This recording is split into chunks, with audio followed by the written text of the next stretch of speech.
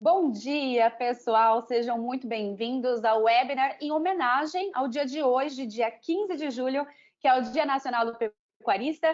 Juntamos aqui um time de peso, que são não só profissionais, que eu admiro muito, mas também amigos, para a gente fazer essa homenagem aqui, né, nessa próxima 1h30. Estamos começando agora às 10h30 e vamos até meio-dia.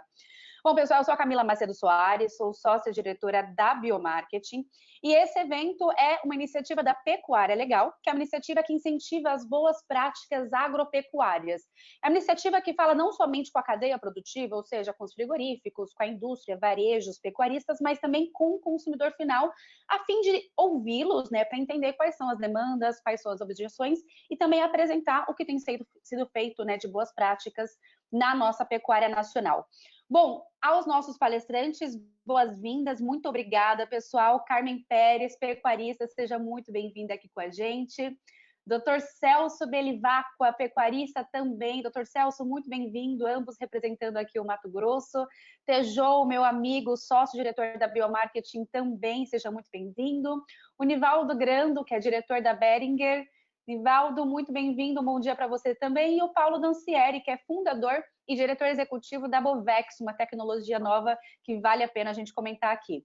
Bom, lembrando, nós estamos ao vivo, esse webinar ele é online e também interativo, então a qualquer momento vocês podem enviar perguntas, comentários, que a gente vai estar aqui na ativa, ouvindo e passando, né, aos nossos palestrantes para que eles possam responder, tá bom? Bom, queria começar com um vídeo bastante legal da iniciativa Pecuária Legal. Por favor, se meu time puder já transmitir para que a gente possa fazer uma introdução bacana aí em homenagem ao Dia Nacional dos Pecuaristas. O mercado global e nacional exigem pecuarista legal. Todos queremos alimentos produzidos com responsabilidade ambiental. Quem cria em propriedades legais contribui para o crescimento do Brasil e imagem do país lá fora. Esse é o produtor que valorizamos, que contribui para todos com respeito ao meio ambiente. E aí, produtor, vamos fazer uma pecuária cada vez mais admirada por todos? Pecuária legal. O Brasil valorizando quem produz bem, sem desmatar ilegalmente as nossas florestas. Muito bom, nosso garoto propaganda aqui também palestrante com a gente, doutor Celso, obrigada. E obrigada também à iniciativa Pecuária Legal, que vem fazendo um trabalho incrível. Bom, pessoal, esse vídeo tá para download, nosso time colocou aqui no Hangouts, nos anexos aqui da ferramenta, e além disso também eles adicionaram as páginas, né, das redes sociais da iniciativa, para que vocês possam depois seguir, conhecer um pouquinho mais. Bom, vamos lá, queria que trouxessem, por favor, os nossos palestrantes. Eu quero começar aqui com o Tejon para falar um pouquinho sobre o mercado. Eu quero saber, Tejon, você que fala bastante nessa questão da carne acessível, né? Queria que você começasse falando um pouquinho sobre não só a questão da pecuária nacional, mas também como que a gente tem sido visto e demandado lá fora. Ok, pessoal, agora acho que está todo mundo ouvindo. Um grande prazer estar aí com vocês, com esse time. Primeira menção, dia do pecuarista, e nas nossas conversas anteriores, aqui entre nós, inclusive com as boas lembranças que o Dr. Celso Belivacqua nos falava, da importância de olharmos não só a grande pecuária, mas um gigantesco universo de pequenos e médios pecuaristas, não só no Brasil, mas no mundo. Então, Dia Nacional do Pecuarista, dia de todos, né? Não esquecendo também do pessoal do leite. Pecuária legal, que é o fundamento. Não existe saída fora da legalidade. Aliás, eu me recordo de uma expressão de Ney Bittencourt de Araújo, com quem trabalhamos muito tempo na Grosseries, que ele dizia que a grande sacanagem é ser correto. E quando você é correto, você vai conseguir suportes ao longo da vida inteira, e quando a gente negocia honestamente com as pessoas, elas jamais nos abandonam. Outra fase maravilhosa também de Antônio Secundino de São José, o fundador daquela empresa onde eu tive a honra de aprender muito, que foi a Agrosséries. Mas olha, é um prazer estar aqui com vocês, esse time do Nivaldo, o Nivaldo Grando, da Beringer, uma companhia exemplar a nível planetário, o Dr. Celso Belivacqua, que é o símbolo, então, do nosso pecuarista legal, a Carmen Pérez, que é hoje uma estrela internacional nesse campo do bem-estar animal, eu até diria dos bons tratos, né? Dos bons tratos com os animais, fora disso não haverá acesso aos mercados. E o Paulo Dancieri, que é um inovador interessantíssimo, terminou de fazer um acordo com o Instituto Mauá de Tecnologia aqui em São Paulo, outra personalidade muito grande, e a Camila, que é uma jovem matogrossense também, filha do que é considerado o melhor agricultor no padrão da ProSoja lá, que é o Zecão. Então, estamos aqui num time muito, muito legal no dia do pecuarista e nesse encontro da pecuária legal. Pecuária, tá aí os números, não é? Estamos com um acesso a mercados internacionais, no meio de uma pandemia, o que tem salvo aí a economia brasileira, todo mundo sabe, não é nenhuma novidade, é o agronegócio brasileiro, principalmente o agronegócio da exportação, que é os grãos e que é a pecuária. A pecuária de corte e, sem dúvida alguma, não esquecendo também a avicultura e a suinocultura. Mas a pecuária bovina é de uma perspectiva importantíssima, fundamental, num planeta que terá que ser reinicializado. E aí tem dados significativos, né? Uma palavra muito importante aqui para todos os nossos pecuaristas, distribuidores, todo o pessoal de revenda, os técnicos, a turma toda, consumidores finais e nutricionistas, nutrólogos, não esquecendo que nós teremos que trabalhar muito a cabeça dos consumidores finais com relação à saúde humana, porque saúde passou a ser, agora no pós-Covid-19, passou a ser o sinônimo de agronegócio. Dois nomes, saúde e meio ambiente, passaram a ser duas palavras totalmente conectadas, coligadas ao que é o agronegócio. Mas o mundo, o querido Penteado, Fernando Penteado Cardoso, outro símbolo, um homem com 104 anos de idade, foi o fundador da Maná, hoje ele tem a Fundação AgriSUS. Ele me disse, no última entrevista que fizemos com ele, há um ano atrás, ele falou, não tenha medo do mercado. Se você tiver medo do mercado, nada vai acontecer. Portanto, não pode ter medo do mercado. E não é para ter medo do mercado com relação às proteínas como um todo. Porque o que elas têm, não só de realidade, mas de potencialidade, é simplesmente fascinante. O que nós temos de potencialidade nas mentes humanas para comunicar e para persuadir e para educar com relação à nutrição de qualidade, essa nutrição que será agora um alvo gigantesco da humanidade pós-Covid-19, é de um potencial gigantesco. Então, nós vamos a 4 nascimentos por segundo na Terra, a cada segundo, compute aí, 4 seres humanos nasceram. Morrem 2. Superávit de 2, e nós vamos até 2050 para uma população de 10 bilhões de seres humanos na Terra, e não mais como era antigamente. Uma sociedade que se acostumava à ideia de não ter as coisas. Então, essa nova humanidade dos próximos 30 anos vai para 10 bilhões de seres humanos e todos vão querer ter tudo, vão querer ter as coisas do bom e do melhor e mais, com sustentabilidade, responsabilidade social, com todas essas exigências, né, que vêm por aí e que serão muito bem abordadas pelos nossos colegas. Portanto, existe um mercado. Por outro lado, dados da Oxfam, uma ONG com dados da ONU, mostram que, olha, agora nós teremos, neste ano, início do ano que vem, um número de morte de seres humanos por fome no planeta Terra de 37 mil pessoas por dia. Então, nós temos um mercadão que vai para 10 bilhões de pessoas e teremos que, inexoravelmente, enfrentar e acabar com 37 mil seres humanos, nessa perspectiva da Oxfam, com a ONU, de seres humanos morrendo de fome no planeta Terra. Por quê? Porque isso será impossível de continuar convivendo com isso, porque a grande luta sociológica dos próximos 30 anos é a desigualdade. Então, não haverá mais a ideia da resignação por não ter comida, ou resignação por não ter boa comida, ou resignação por tudo que significará não ter uma originação como é a originação que tem que ser feita do avante. Portanto, a oportunidade é gigantesca e, no caso da pecuária, é necessário, eu diria, que nós aproximássemos cada vez mais os elos dessa cadeia produtiva. Sinto que os elos da cadeia produtiva com relação à pecuária são muito bons entre a indústria do antes da porteira com o pecuarista. E aqui a gente tem dois ótimos representantes disso, que é o Nivaldo e o Paulo.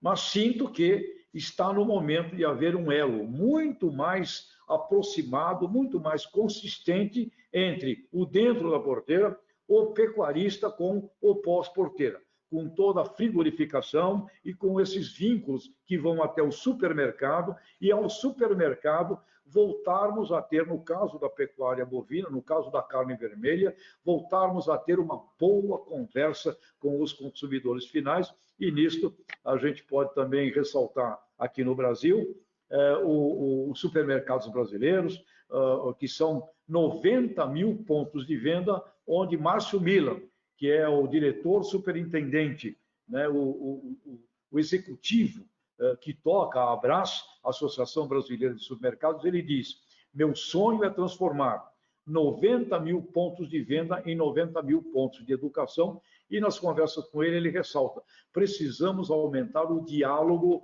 da carne com o consumidor, como mais ou menos anos atrás é aquilo que a gente via dos açougueiros. Um ser humano de total confiança ali na comunidade, no bairro, no quarteirão que a gente vivia. Então, este arranjo todo é um arranjo que é possível de ser feito, é factível, é viável, e ele vai exigir, sim, essa integração maior de pontos de venda com frigoríficos, agroindústrias, com a logística, com o produtor em si, que é a originação de tudo, o nosso pecuarista, que ele seja legal, porque na ilegalidade não vai dar certo. Aliás, uma informação, para logo passar aqui a bola de volta para a Camila e voltar aos nossos especiais convidados, um dado que sai agora, nesta semana, até o final desta semana, na revista Science, é um estudo feito por 12 especialistas de meio ambiente, de dados de satélites, com o CAR, mostram que apenas 2%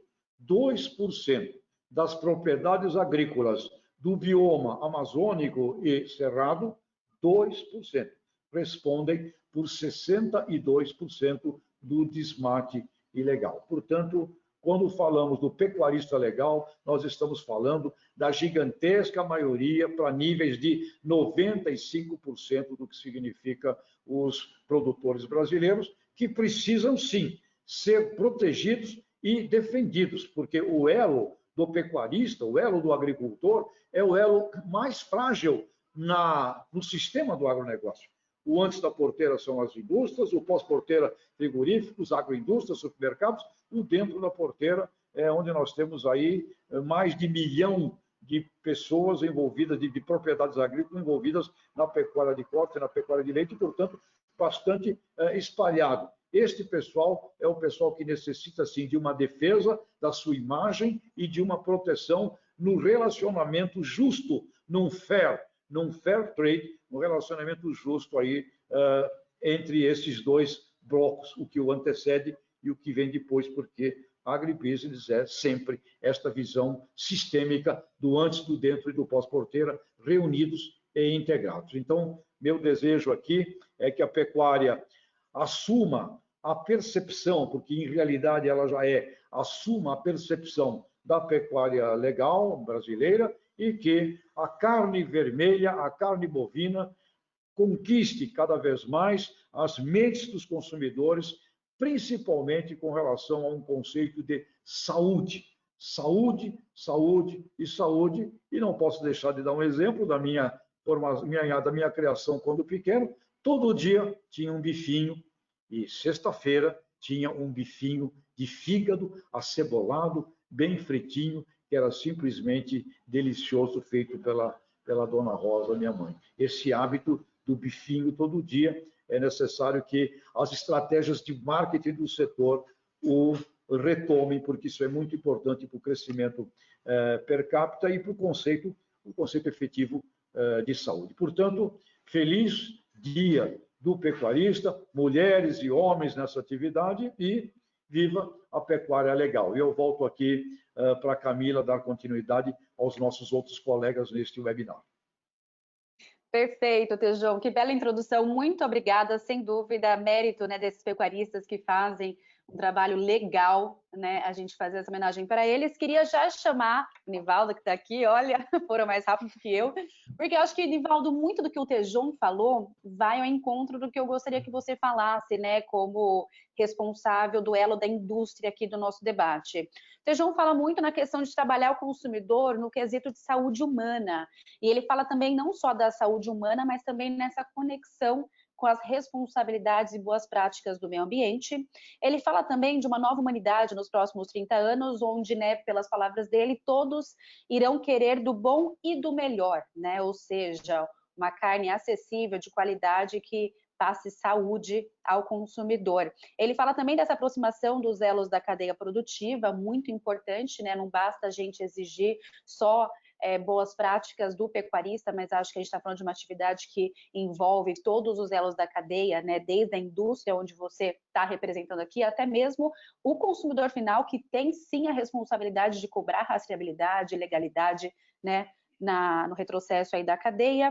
Ele fala também do diálogo, né, do mercado de carne com o próprio consumidor, e falou também daquele dado bastante interessante dos 2% das propriedades agrícolas na Amazônia, que representam 62% do desmate, né, ilegal, né, do desmatamento ilegal. Ou seja, a gente está falando de uma parcela mínima que tem feito e atuado na ilegalidade. Bom, Nivaldo, então a palavra está contigo. Queria que você falasse um pouquinho, né, nesse elo de indústria, nessa conexão da pecuária legal. Tá bom? A palavra está contigo. Muito obrigada. Bom dia, Camila. É um prazer poder estar com você aqui hoje. Bom dia, doutor Celso, ao Paulo, a Carmen, o nosso grande mestre e professor Tejon, para mim, o maior propulsor de conhecimento do agronegócio brasileiro. E bom dia a todos que nos acompanham e que nos dão aí o direito de estarmos presentes juntos nesse dia tão importante, que é o Dia Nacional do Pecuarista. Então, um bom dia especial também a todas as amigas e amigos pecuaristas. Como você disse, né, Camila, para mim, primeiro é uma satisfação poder estar representando a Boehringer Ingelheim e toda a indústria nesse dia tão emblemático, né? E digo e reforço emblemático porque ele reforça o maior elo, o elo mais importante de toda a cadeia produtiva da pecuária nacional, que é a ou o pecuarista. Eles são os responsáveis para que essa cadeia se perpetue, se mantenha tão forte, tão responsável no quesito de produzir saúde através de uma produção consciente e ecológica de alimento, né? E no momento tão desafiador como todos nós estamos passando em meio a essa pandemia, né? Talvez, ou sem dúvida, a pandemia, né, vivida por essa geração atual, aquela que mais nos desafiou, vem desafiando. E sempre no momento desse, onde a gente vê tantas mudanças, reforço uma que não é uma mudança tão grande, ou talvez seja um reforço, né, que é a permanência do produtor rural no que aquilo a gente tanto chama hoje aqui de home office, né? Afinal de contas, a casa do pecuarista sempre foi a sua fazenda, e ele sempre trabalhou dentro da sua casa, que representa a sua vida, que é a propriedade rural. E trabalhando para garantir essa segurança, garantir a sustentabilidade, a produção de proteína bovina, de leite, dos seus derivados, e isso nunca fez tanto sentido. Então, ser essa conexão entre um elo tão importante como os pecuaristas e o restante da cadeia, para nós, sem dúvida nenhuma, é uma responsabilidade muito grande. E o que a gente tem feito, né, em busca ou tentando garantir a produção, a distribuição e o fornecimento, né, de medicamento, de saúde, de solução completas a esses veterinários. Não só a produção, né, e aí já de produtos tradicionais, com melhor qualidade do mercado e com tudo que a Boehringer vem entregando mais de 130 anos aí de uma empresa familiar e que vai continuar sendo familiar, a gente entendeu que só isto não basta, né? E a partir de 2018, já 2 anos atrás, nós criamos internamente uma área exclusiva para os pecuaristas. É muito tradicional, né? Nós temos as áreas de vendas, nós temos as áreas de pesquisa e desenvolvimento, nós temos as áreas técnicas, né, que levam a difusão de tecnologia para suportar os pecuaristas, mas a gente viu necessário se criar uma área de experiência ao cliente. Mas o que seria isso, né? Você me pergunta. É uma área focada em ouvir, entender, aprender e provar a melhor experiência do mercado para cada pecuarista que tenha algum contato com algum elo da Boehringer no Brasil. Essa área de experiência do cliente, ela já ouviu ao longo desses 2 anos mais de 750 pecuaristas diretamente e mais de 1.500 pecuaristas indiretamente, e ela foi capaz de identificar quais são os principais momentos de decisão e que mais impactam cada um desses amigos aí que nos ouvem hoje nesse dia tão importante, cada um dos seus pecuaristas. E o que isso nos possibilitou? Possibilitou, a partir de 2019, definimos o que a gente chama aqui internamente, e é uma prática muito comum hoje do mercado, que é a jornada ao pecuarista. Então, o que seria essa jornada ao pecuarista? A gente, através de cada segmento, então, se eu sou um pecuarista de corte, que faço o ciclo completo, se eu sou um pecuarista de corte, que só faço o acabamento, se eu sou um pecuarista de leite, a gente dividiu e foi capaz de segmentar essas necessidades. E, além disso, a gente foi capaz de entender e ouvir quais são os comportamentos de cada indivíduo, de cada grupo de indivíduo, para prover uma experiência diferenciada. Então, vou dar um exemplo. Coisas que hoje a gente consegue, através desse ouvir, desse entender, prover soluções diferenciadas. Já está claro e óbvio, né? A gente vai só reforçar aqui, mas as mulheres estão cada vez mais presentes. Mais de 35% das propriedades hoje já são lideradas por uma mulher. E sim, as mulheres têm uma necessidade diferente dos homens. E a gente precisa saber atender essa necessidade, que é muito mais crítica, que é muito mais sincera, muito mais aberta, não é um pensamento tão linear, direto à solução, como a gente tende a ter quanto homem, e elas estão ganhando muito espaço por isso, porque elas se diferenciam, elas sabem criar valor naquilo que elas põem a mão. A gente precisa se especializar para atender isso também, inclusive trazendo cada vez mais mulheres, que hoje já são mais de 40% de mulheres líderes dentro da Boehringer Ingelheim. Além disso, a gente pode entender que mais de 89% dos nossos pecuaristas não só já estão conectados, como já têm no smartphone a sua principal ferramenta de trabalho e já cotam produtos ou soluções através da internet. Então, como que nesse ambiente a gente consegue entender e diferenciar esses pecuaristas? E mais do que isso, a gente conseguiu segmentar 3 grandes grupos. O que a gente classifica de personas nessa área de marketing, mas nada mais são do que grupos de pecuaristas que trabalham ou tendem a ter soluções muito parecidas, que são o tecnológico, o pecuarista tradicional e o pecuarista que nós definimos aqui como businessman, mas que seria aquele homem do negócio. E por que isso é importante para a gente? Porque quando a gente identifica qual que é o segmento, qual que é o perfil e quais são as dores de cada um desses indivíduos, nós, como indústria, podemos promover uma solução completa e única para a dor exata daquele momento desse pecuarista. E o que a gente conseguiu com tudo isso? Então, a gente entendeu que um pecuarista, ao longo do ano, ele toma mais de 40 decisões que são fundamentais ao negócio. Bom, Nivaldo, mas eu tomo talvez até mais decisões do que isso. Sim, provavelmente mais do que 150. Mas de todas que a gente mapeou, existem 40 que são fundamentais, do primeiro dia do ano agrícola até o último dia do ano agrícola. E são nessas 40 grandes decisões, cada uma com maior peso, dependendo do seu perfil, do seu segmento, que nós estamos tentando, buscando promover essa solução de longo prazo para cada um desses pecuaristas da cadeia. E você me pergunta, poxa, Nivaldo, mas o próprio professor Tejon nos trouxe, mas somos milhares, né? Hoje a gente sabe que nós temos mais de 1,7 milhões de pecuaristas no Brasil.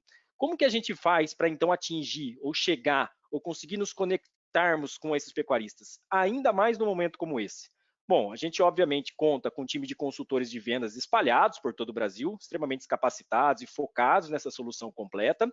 A gente tem um sistema de revenda extremamente estruturado que está sendo desenvolvido para atender esse cliente focado não mais em produto, mas em solução completa. A gente tem um sistema de distribuição que tem uma capilaridade imensa e que não parou em nenhum momento, mesmo com todas as dificuldades que teve esse ano, e que vem mantendo esse abastecimento e essa geração de experiência para cada um dos clientes. Mas a gente sabe que só isso não é mais suficiente, né? Nós temos, inclusive, hoje algumas limitações físicas de contato, de necessidade, até pela própria pandemia. E nesse momento a gente decidiu, ao invés de recuar, investir mais ainda. E esse ano de 2020, nós lançamos a plataforma que chamamos de Campeões do Campo. O que seria Campeões do Campo? Nada mais do que uma plataforma que tem por objetivo conectar esses 1,7 milhões de pecuaristas.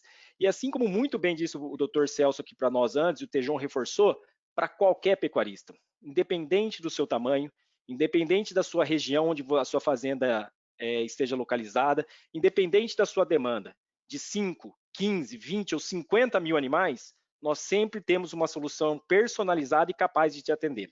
Como que funciona isso? Bom, cada pecuarista que faz o seu cadastro no Campeões do Campo, ele tem acesso ao menu exclusivo de serviços, e conforme ele preenche, ou a gente já o conhece, segmentado, direcionado para esse perfil a qual ele faz parte, a cada compra de produtos BI ele vai acumulando pontos, E isso permite que, novamente, independente do seu tamanho, da sua demanda, ele consiga achar as soluções que ele precisa lá dentro. Poxa, Nivaldo, mas que tipo de soluções? Bom, às vezes eu sou um grande produtor que estou preocupado com o meu plano de sucessão familiar. Nós temos grandes consultorias que trabalham com plano de sucessão familiar. Olha, eu sou um produtor que estou numa região mais desafiadora de clima e não estou conseguindo fazer pasto, formar pasto. Nós temos grandes consultores e empresas especialistas em reforma e formação de pastagem. Eu sou um produtor de leite que estou convivendo ainda com a BVD dentro da minha propriedade. Nós temos soluções para BVD, nós temos soluções para biosseguridade. Ou seja, uma gama ampla, gigante de soluções e que muitas vezes ou o grande ou pequeno ou médio pecuarista até teriam acesso, mas com uma dificuldade maior, com uma janela de agenda, tudo pronto, direcionado, focado para que ele haja e consiga acelerar cada vez mais sua produtividade e garantir esse padrão de excelência que a gente vem fazendo as entregas por todo o Brasil. A jornada, obviamente, ela é fundamentada não só na decisão de compra, e esse é um outro ponto importante, né? A gente sabe que produto ele é sempre fundamental. Somos uma indústria de produtos, né? A gente continua ivomecando gado. Esse ano batemos um número recorde de mais de 1 bilhão de animais ivomecados em todo o mundo. Ou seja, uma responsabilidade gigante nossa de manter e sermos essa referência para o mercado. Mas a decisão de compra de produto ela é só 35% do momento da decisão de qualquer um de nós e de qualquer pecuarista. Ou seja, existem 65% de outras influências ou decisões que fazem parte da vida e do dia a dia desse amigo pecuarista. E é aí que a gente quer ajudá-lo. É nesse momento que a gente quer suportá-lo, seja por um problema de clima, seja por um problema de solo, seja um problema de pastagem, seja um problema de nutrição, seja um problema de raça, seja um problema de formação de talentos dentro da propriedade rural, que a gente sabe que é um grande desafio para a grande maioria de todos nós, né? A gente tem visto já, ao longo desses 2 meses que o programa foi lançado, mais de 25 mil pecuaristas cadastrados e participando das palestras, e um dos temas mais exigido ou procurados por eles foi exatamente o desenvolvimento e a construção de times de alta performance, o que para nós é muito gratificante. Ou seja, manter a produção, manter uma produção com referência e com qualidade, e que já é tradição do Brasil e que tende a ser cada vez mais forte daqui para frente, é o que a gente quer. Sempre ouvindo, sempre aprendendo e sempre atendendo a vocês, clientes, e dando cada vez mais foco nessa solução completa. E para isso, e por isso que a gente está aqui e à disposição de todos vocês. Reforço de novo que é um prazer imenso poder estar aqui fazendo parte desse dia. Queria de novo parabenizar a todas as amigas e amigos pecuaristas e espero que a gente tenha uma ótima discussão durante esse webinar. Obrigado, Camila. Obrigada, Nivaldo. Muito bom conhecer um pouquinho mais aí do seu dia a dia, das suas práticas e objetivos futuros. Vários pontos, né, que você traz que eu acho que é válido a gente comentar, né, ao longo do nosso encontro aqui. Uma coisa que me chamou a atenção, realmente, o produtor, ele já está bem acostumado com essa questão de home office há muito tempo, né? Tudo que nós aqui na grande cidade estamos sofrendo, né, e tentando colocar em prática uma coisa que já era muito possivelmente tendência, mas a gente acabou, né, adiantando. Agora, realmente, a gente valoriza ainda mais o produtor que acorda cedo e dorme tarde pensando e fazendo agro, né? Bom, tem vários pontos que você tá, e sempre home office. Mas tem vários pontos, depois a gente vai comentando. Eu queria dar um alô especial aqui para o nosso amigo Georley Haddad, que está conectado, mandou algumas mensagens aqui, parabenizando o Tejon, todo o time de peso reunido. Ele diz que estamos trazendo um tema relevante para nossas reflexões e tomadas de decisão em nossos agronegócios. Muito obrigada, Georley. E ele fala também que nós precisamos unir mais os integrantes da cadeia pecuária, tirar o efeito de atuações individualizadas e juntos melhor comunicarmos ao mundo o quão competentes somos em produzir a melhor carne de boi criado a pasto, responsabilidades, rastreabilidades e assim por diante. Georley, concordo contigo, vamos nessa. E para isso, então, eu vou chamar a nossa próxima convidada, a Carmen Pérez. Carmen, seja muito bem-vinda. Inclusive, fazendo aqui um gancho com o que o Nivaldo falou, somos mais já de 35% das propriedades lideradas por uma mulher, olha que coisa boa. E você, Carmen, é uma pioneira aí, né? Não somente nessa liderança feminina do agro, mas também nas boas práticas agrícolas, né? Então, eu queria que você comentasse um pouquinho mais quais são as peculiaridades da sua fazenda, o que vocês vêm fazendo, e nesse sentido que o Georley comenta aqui no nosso bate-papo, o que você tem feito para integrar a cadeia da pecuária na sua fazenda e com stakeholders? Obrigada. Bom dia a todos.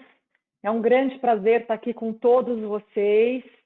especialmente para falar sobre esse tema que me acompanha aí na minha vida diariamente há tantos anos, e que eu tenho muito entusiasmo sempre em falar sobre ele. As boas práticas, e quando a gente fala das boas práticas de bem-estar animal, o bem-estar animal, ele engloba tudo, né? Ele engloba a nutrição, o ambiente, a saúde, o comportamento, tudo isso, porque sem esses fatores a gente não consegue dar uma vida melhor para esses animais e nem para a equipe, o que é importante. E no momento que a gente está vivendo, aqui na fazenda a gente não mudou em nada, a gente continua no mesmo ritmo do que era antes. A única coisa que mudou, na verdade, foi um cuidado a mais com a equipe, né? Um cuidado especial com a equipe. Mas eu acho que o que é muito importante é a gente pensar que todo esse processo da etapa, ele começa aí no momento, eu acho que no momento que você está justamente contratando a equipe, porque tudo começa da base da educação das pessoas. E essa formação de equipe, essa conscientização para a equipe do que é o conceito das boas práticas. E com isso a gente consegue dar o primeiro passo, porque eu falo que isso é uma construção, ele não é um processo da noite para o dia, então nós vamos mudar tudo agora. É um processo lento, gradativo, e no campo é do dia que o animal nasce até o dia que ele é abatido. E a gente não pode perder nenhuma oportunidade para estar fazendo um bom manejo com esses animais, para deixar algo de bom na memória dele, um condicionamento positivo para esses animais. E com isso tudo melhora todos os índices produtivos, e com isso toda a cadeia produtiva ganha, né? É um ciclo do ganha-ganha. E eu acho que o produtor sempre, pelo fato de estar sempre atrás da porteira, ele ficou muito distante desse consumidor. E eu acho que hoje, com as mídias sociais, com toda essa comunicação, especialmente agora na pandemia, que isso intensificou demais, ele está mais próximo, né? Ele se sente mais próximo. Então, nós somos muito responsáveis por todas essas etapas, do início até o final, tanto da qualidade do produto, quanto da imagem, porque o produtor hoje, ele se preocupa, o consumidor hoje, ele está muito preocupado, né? Tudo indica que o Covid-19 vem de uma zoonose. Então, hoje, mais do que nunca, a segurança do alimento é uma preocupação universal e a saúde também. Ele vai querer saber a origem desse alimento. E as boas práticas, elas estão totalmente ligadas a todos esses fatores. Eu acho que as boas práticas de produção, a cada dia, elas vão ser mais valorizadas. E mais do que isso, elas vão ser necessárias. E o Brasil, ele tem uma vantagem enorme, porque nós temos aí todos esses animais criados a pasto. Acho que isso já é um passo à frente, que a gente tem que usar disso ao nosso favor. É uma vantagem enorme, e seguir de outras coisas que também nós temos que andar para frente, como outras práticas de manejo, a serem olhadas e melhoradas, avançadas, porque tem uns que fazem bem, outros não fazem, e temos que olhar para tudo isso. Eu acho que é tudo isso que contribui com as boas práticas. Eu acho que era isso que eu tinha para falar, e o resto eu quero poder contribuir aí com os debates. Muito legal, Carmen, obrigada. Você traz alguns pontos bastante importantes, né? Essa conexão bem-estar animal não é só nutrição, né? Tem nutrição, é saúde, comportamento, ambiente. Você fala também dessa questão da mão de obra, da formação de equipe. Isso é uma questão tão importante que eu acho que vale a gente comentar depois durante o debate, né? Eu estou bastante curiosa para saber quais são os pré-requisitos e como que funciona o seu processo de seleção de pessoas para atuar com vocês aí na fazenda. Você comenta também dessa aproximação do produtor com o consumidor, né? Que se antes havia um distanciamento, hoje, que inclusive a pandemia até acelerou esse processo, né? A partir desse maior acesso às redes sociais, à comunicação digital. Então, esse elo cada vez ele fica mais estreito, o que é bastante importante, né? Para que vocês possam comunicar, entender a demanda e apresentar as boas práticas que estão sendo feitas. E eu acho legal também quando você traz a meia-culpa dessa questão da responsabilidade do produtor de ponta a ponta, né? Vocês não são só responsáveis pela produção, mas também pela entrega da saúde e do alimento seguro. Isso é muito bacana e eu sei que você atua de forma muito consciente e responsável na fazenda. Legal, Carmen, muito obrigada. Te chamo já para a gente dar uma continuidade aí nessa série de informações que você trouxe para a gente, tá? E agora eu queria chamar, aliás, parabéns, né, Carmen, pelo seu dia. Aproveito também para já parabenizar nosso outro pecuarista aqui do debate, Dr. Celso, que inclusive fez, né, foi quem representou os pecuaristas legais no filme, né, naquele vídeo que nós apresentamos no início da iniciativa Pecuária Legal. Celso, muito bem-vindo. Eu queria também que você, assim como a Carmen, apresentasse um pouquinho do seu dia a dia na fazenda. Eu sei que você também tem muitas boas práticas, né? Você também é um pioneiro aí das boas práticas agrícolas há muitos anos, né? Então, eu queria que você falasse um pouquinho o que tem sido feito, como que vocês estão atendendo essa demanda cada vez maior pelas boas práticas no campo. Muito bem. Bom dia a todos que estão prestigiando esse webinar. Prestígio muito grande estar aqui com o nosso professor Tejon. Eu vou falar um pouquinho de mim, porque eu creio que falando de mim eu vou dar uma motivação e mostrar alguma coisa da minha história. Eu estou em Alta Floresta desde 1980, são 40 anos de Alta Floresta. Eu vim para cá como dentista e sou hoje pecuarista. Comecei a pecuária também em 82, iniciando a formação de alguns animais, e hoje eu faço uma pecuária também, produção de touros melhoradores. Nós estamos aqui, então, há 40 anos e estive muito aberto sempre a novidades. E a minha propriedade, eu estava já com áreas de 35 anos de uso, e aí nós tivemos a oportunidade de mostrar, aí quando chegou a morte do Brisanta, que era o capim fantástico, né? Você tinha o capim da Amazônia aí, que o Brisanta era o capim. Com a morte do Brisanta começou a ter a degradação muito rápida das pastagens. E aí tive a oportunidade de participar de um evento através de um ONG, entende? Um módulo, uma unidade de referência de trabalho. Pegar 33 hectares e fazer, era o ICV, e fazer sair de uma produção de 6 arrobas por hectareano para uma produção de 23 arrobas hectareanas. E nesse processo fizemos dia de campo, sempre muito aberto, e onde começou a fazer uma nova mentalidade, que o grande problema do pecuarista é ele conseguir o pecuarista mais antigo, o Tejon sabe disso, de você fazer ele assimilar novas tecnologias, desde o trabalho hoje, que hoje se trabalha com o bem-estar animal do manejo no curral, com bandeiras. Nós sabemos que antigamente usava-se o ferrão, aquele ferrão com ganchinho, com uma ponta, com umas argolas para fazer o barulho, e você ferroava os bois para ir para o abate. Já você começava a fazer grandes hematomas e ir para o frigorífico. Então, essas mentalidades eu sempre comparo que o pecuarista mais tradicional, ele é pior que São Tomé, né? Quando o Cristo falou, veio aqui o buraco da lança ao lado, né? São Tomé teve que não só pôr o dedo, o pecuarista antigo, ele tem que pôr o dedo e dar uma escarafunchada lá para acreditar. Então, essa é uma da grande demanda que a gente sempre conversa, de nós levarmos as informações e elas serem assimiladas. E eu tive a oportunidade, nesse trabalho que começou na minha fazenda, eu tive a oportunidade de receber lá a revista Dinheiro Rural, que saiu uma matéria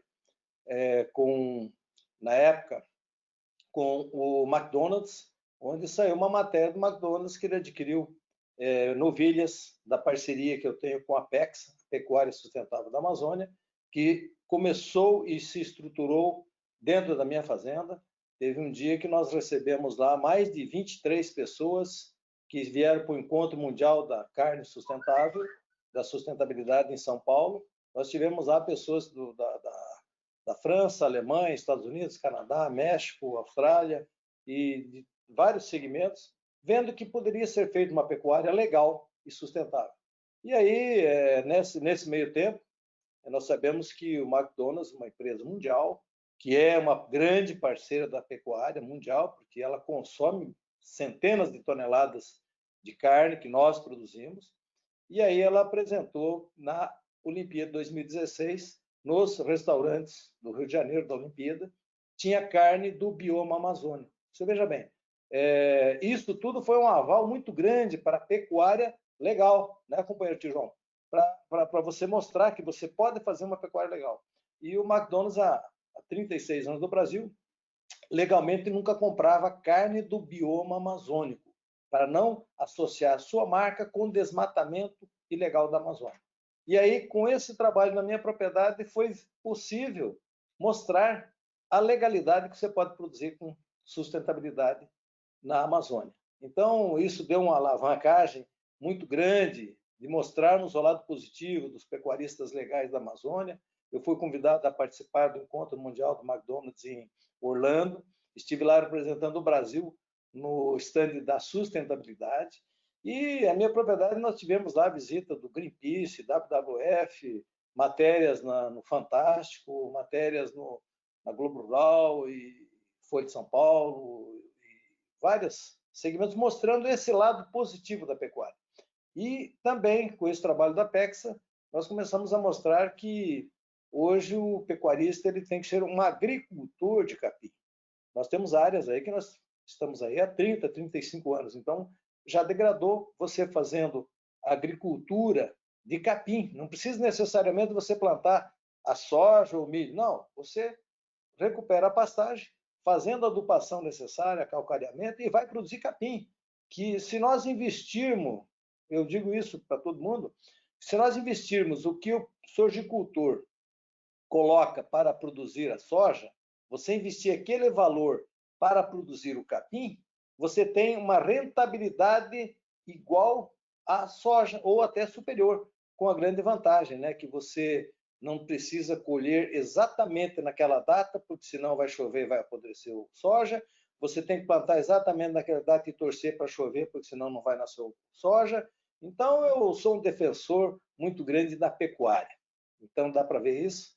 E eu digo para vocês, eu quero falar sobre mim, porque eu acho que vai dando um exemplo e mostrando que o lado, por exemplo, quando veio essa parceria que eu fiz com a PECSA, que ela recebeu um aporte da Altélia, um fundo europeu, e ela proporcionou 10 mil hectares de áreas degradadas aqui no Norte do Mato Grosso para produção com legalidade e com sustentabilidade. Então, nós saímos aí de uma produção aí de 6 ou 7 arrobas por hectare para 23 arrobas por hectare.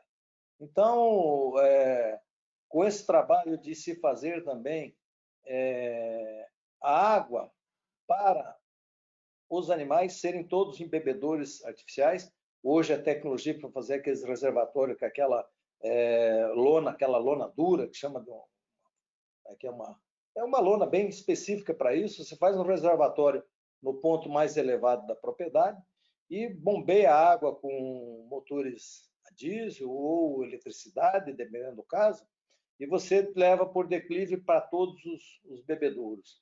Então, eu já mostrei e provei que realmente senti isso com os animais. A qualidade de água é muito importante, não só para o bem-estar do animal, você ter toda a nutrição dele com mineralização, e você atravessa o período de estiagem muito mais tranquilo, com água de primeira.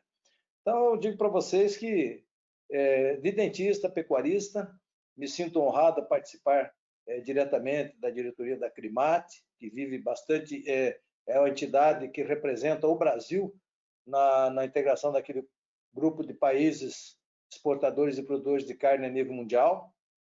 são 7 países, e hoje o Brasil é representado lá pela Acrimate.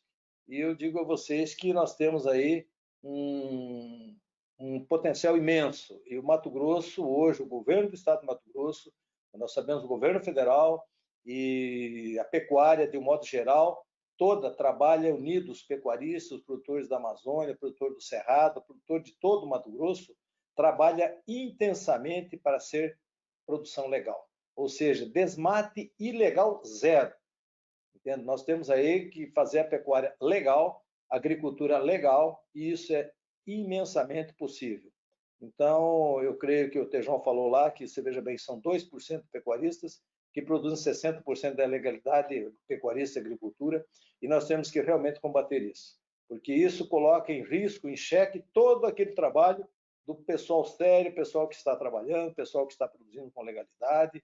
E eu digo a vocês que na minha propriedade eu fico feliz, porque eu tenho lá 3 coqueiros imperial que morreu, e tem 3 ninhos de arara na porta da sede da minha fazenda. É uma alegria de manhã cedo acordar, minha esposa vai lá conversar com as araras e elas respondem. É uma coisa fantástica. Por isso eu sou um apaixonado pela pecuária, porque a pecuária dá a oportunidade de você ter essa integração com a natureza muito mais intensa do que a agricultura. Então, a pecuária intensificada, ou seja, você adubar, você corrigir o solo, você fazer a cobertura, fazer todo um trabalho, porque o pessoal diz, torceu assim, agora vai chegar a agricultura, vai acabar a pecuária. Não, pelo contrário, o pessoal que está entrando na agricultura está integrando agricultura e pecuária, e eu tenho amigos que aumentou o plantel, destinou metade para a pecuária e aumentou o plantel. Como? Porque a hora que ele colhe a soja, ele já tem a resistência, ele vai ficar com 4 a 5 meses no período de seca, com capim verde durante a estiagem. E aí ele tem uma integração maior ainda, mais qualidade de produção, mais qualidade de sustentabilidade na sua propriedade. E nós estamos aí com um diferencial. A Alta Floresta hoje ela está com uma possibilidade muito intensa, a região norte de Mato Grosso todo, com a Ferrogrão se concretizando. Eu creio que nós temos aí o Mato Grosso é o celeiro de produção de grãos e de carne para o mundo, não só para o Brasil. Como o Tejão falou, nós temos que até 2050 aumentarmos significativamente a produção sem desmatar ilegal. É o que eu digo, você sai de uma produção de 6 a 7 arroba por hectare para 23, quer dizer, você fazendo isso, você já, em 1.000 hectares, você deixa de desmatar mais 2.000 ou mais, quer dizer, só você integrando. Então, e nós vemos uma política de governo vindo para estimular e financiar essa recuperação de pastagem. Aí nós temos as boas práticas, nós precisamos quebrar ainda alguma regra aí de você conseguir acessar mercado financeiro para você fazer toda essa estrutura de recuperação de pastagem. Então, minha opinião é essa. Eu agradeço a oportunidade de estar aqui, de contar todos esses detalhes, o que se passou comigo, o que eu venho fazendo, e que fico feliz por isso, estar aqui em Alta Floresta, é a cidade dos meus sonhos, porque nasci em Cascavel, no Paraná, estou aqui há 40 anos, e aqui a gente está realizado. É uma cidade fantástica e convido a todos que venham conhecer Alta Floresta e o Norte de Mato Grosso. Doutor Celso, que bacana. Muito obrigada por compartilhar um pouco da sua história com a gente, um pouco das suas práticas aí dentro da fazenda. Eu sou suspeita, né? Nascida no Mato Grosso, sou apaixonada pelo estado. E acho que realmente já recebeu, né, várias visitas de veículos de comunicação, várias ONGs, né? Vale a pena uma visita na sua fazenda, sem dúvida a gente sai com muito aprendizado de lá. Bom, você falou de várias coisas importantes, depois a gente retoma também. Achei interessante quando você fala que o pecuarista deve ser um agricultor de capim. Sem dúvida nenhuma, né? Nada mais justo do que a gente produzir, né, com mais qualidade o capim, que no final é total, né, diretamente relacionada à questão da produtividade. E acho legal também quando você traz essa questão da responsabilidade da gente combater a ilegalidade, é isso que a gente está falando aqui, né, nesse encontro, e acho que a gente nem poderia chamar, né, esses 2% que o Tejão comenta, né, das propriedades ilegais como produtores, né, pecuaristas. Acho que o pecuarista, ele já parte da ideia de que ele tem que ser legal, né, a atividade dele tem que ser legal. Mas muito obrigada, doutor Celso. Olha, eu imagino os desafios que você passa no seu dia a dia, mas não deve ser nada mal ter um escritório onde você acorda com as araras, não é mesmo? Mas tá certo, depois eu retomo contigo, tá bom? Queria chamar agora o Paulo. Paulo, seja bem-vindo aqui com a gente. E, bom, Paulo, você na verdade, está na ponta da cadeia, vamos falar, né, como CEO aí, um diretor executivo da Bovexo. Você conhece muito do mercado, conhece muito das demandas dos consumidores a respeito das tecnologias, das práticas, né, dentro do campo. E tem um dado bastante importante, o Nivaldo comentou, né, que o produtor ele toma mais ou menos 40 decisões importantes, né, de peso ao longo do ano. E acho que para a tomada de decisão você contribui bastante, né, a partir do momento que você apresenta dados que o pecuarista pode, a partir deles, tomar decisões precisas e rentáveis.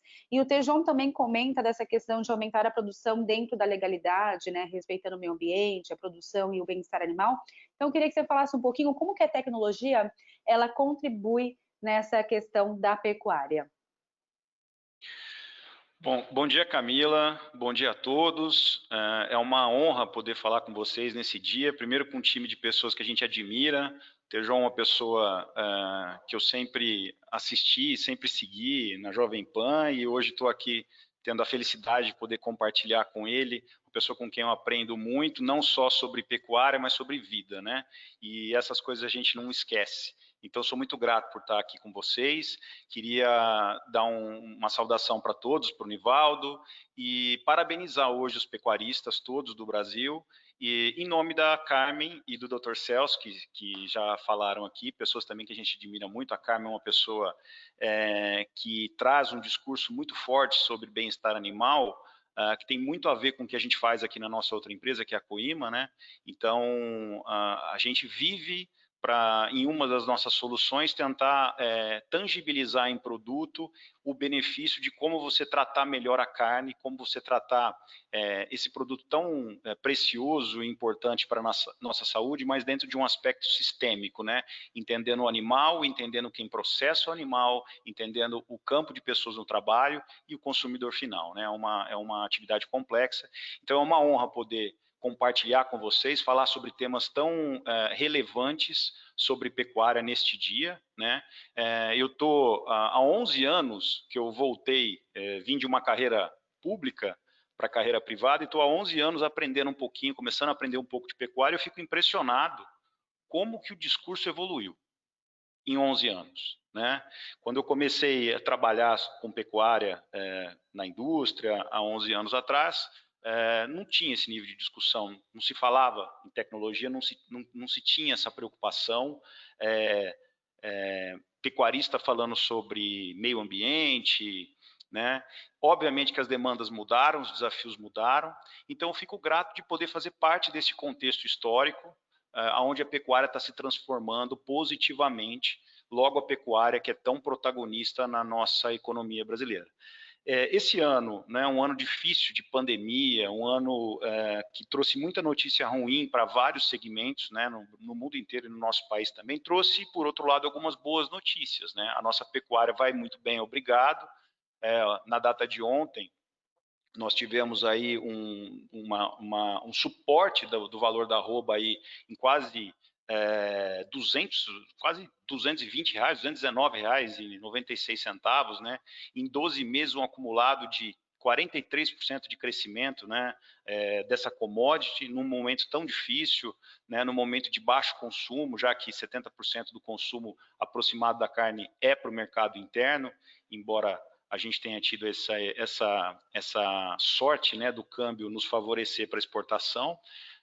Temos aí notícias boas com relação ao crescimento do valor bruto de pecuária, que vai bater quase próximo a 270 bilhões de reais, né, só da pecuária, não estou falando de agropecuária. Isso vai representar um crescimento aproximado de 10% com relação ao ano passado. Então, notícias muito boas acontecendo, mas notícias importantes e impactantes que devem fazer com que nós levantemos a bandeira amarela. Por exemplo, na data de ontem, vocês devem ter acompanhado isso, o ex-ministro da Fazenda, Joaquim Levy, se reuniu com todos os ex-ministros da Fazenda e todos os ex-ministros, todos os ex-presidentes de Banco Central, num projeto chamado Carta de Convergência pelo Brasil, né? propondo o desmate zero da Amazônia e do Cerrado, ou seja, não é o desmate legal, é o desmate zero da Amazônia e do Cerrado, em razão desse alvoroço de informações que o Tejon colocou aí, que embora sejam poucos, quase que numa análise de Pareto, né, poucos estão causando um rombo e um impacto de visão para o nosso setor, para o nosso agronegócio como um todo, e isso nos traz algumas preocupações, né? E em razão disso, as demandas começam a se movimentar. As visões da indústria, do pecuarista, do produtor e das tecnologias começam a trabalhar de uma forma em bastante ebulição para conseguir conjugar todos esses interesses. De um lado, a produção, os produtores rurais, os produtores de carne, né? Na verdade, é da vocação do Brasil fazer a carne. Do outro lado, o mercado e os interesses, principalmente do mercado externo, com relação às coisas que estão acontecendo aqui. As coisas começam a se movimentar, né? A se transformar. E aí, nesse sentido, a gente começa a ver como que existe uma tendência da tecnologia vir para abraçar esses tipos de desafio, com várias frentes, com vários interesses, e que estão se transformando muito rápido, né? Naquilo que a gente chama de mundo VUCA, né? Que para a tradução do português é um mundo volátil, incerto, complexo e ambíguo, né? É o mundo onde o que era ontem não é mais hoje, o que é hoje não será mais amanhã, e nesse sentido a gente é tomado por uma enxurrada de informações. Então, eu vou dar um exemplo aqui de como as coisas rapidamente mudam. E aí, quando eu falo, é do pensamento do produtor, é do pensamento da indústria, é do pensamento do consumidor. E eu vou dar um exemplo especificamente de carne, especificamente da indústria, do final do ano passado para cá. No final do ano passado, com relação a todo esse movimento de descarbonização da nossa economia, né, da preocupação ambiental com a emissão de gases de efeito estufa pela pecuária, esse discurso que a pecuária degrada todo o meio ambiente em razão de emissão. Eu estava na cidade de São Paulo e eu acordei num dia de manhã e todos os anúncios de todos os lugares que eu via, e outdoors, e televisões de elevadores, todos anunciando uma campanha da Marfrig com Burger King, dizendo hambúrguer vegetal com sabor animal. E aí todo mundo começou a falar sobre as ações da empresa, foram lá para cima, e todo mundo começou a falar, olha, não vai ter mais carne bovina, porque a carne bovina ela degrada o ambiente, precisa não sei quantos 1000 litros de água para produzir um hambúrguer de 150 gramas, que a solução é agora isso, e as empresas, as venture capital bombando de fazer investimento em empresas que iam produzir então carne biológica, carne vegetal, carne de inseto, carne de besouro, porque o besouro na China já foi provado que ele produz mais proteína do que a carne e não polui, e ficou aquela loucura, e o pessoal em alvoroço e indo para o Burger King, enfim, e a pecuária se movimentando, e a indústria frigorífica entrando nessa junto, e etc. Isso foi no ano passado. Hoje eu acordei de manhã e li o valor econômico, e o Burger King, juntamente com a JBS, outra indústria muito grande de carne, anunciou uma pesquisa que está sendo feita juntamente com 2 PhDs, 2 pesquisadores, um da Universidade do México e a outra da Universidade de Davis, na Califórnia, que estão chegando à conclusão que a inclusão de 100 gramas de capim-limão na dieta alimentar do bovino tem o poder de reduzir até 33% da emissão de metano no meio ambiente. Então, esse mundo VUCA de transformação tecnológica é uma coisa que nos ensina a ter paciência e humildade nas tomadas de decisão das tecnologias, né? Eu, particularmente, nunca acreditei que a carne bovina seria substituída 100% por uma carne alternativa, como muita gente está fazendo, carne por impressora 3D, carne oriunda de vegetais, oriunda de outras coisas. Mas a gente percebe que contra fatos não há argumentos. Quer dizer, a própria indústria e a própria rede grande já está entendendo que a população tem a necessidade de consumir carne bovina por desejo, por valor nutricional, e que dá para fazer isso com redução de carbono, né?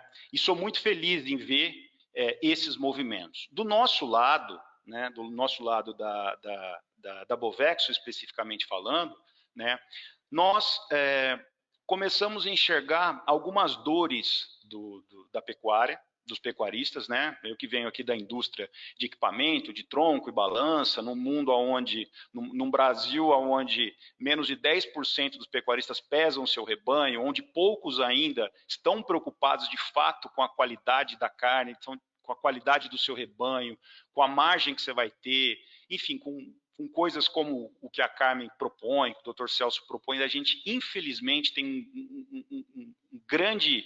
uma grande faixa de pessoas que não tem ainda essa preocupação. Acho que a gente tem, nesse dia de pecuarista, a obrigação de fazer a nossa meia-culpa, né, da gente cortar da própria carne. Não é um movimento corporativista. Eu acho que para a gente evoluir, a gente tem que ter coragem de cortar da própria carne, literalmente falando, né? Então, nós que estamos vindo nessa jornada entendendo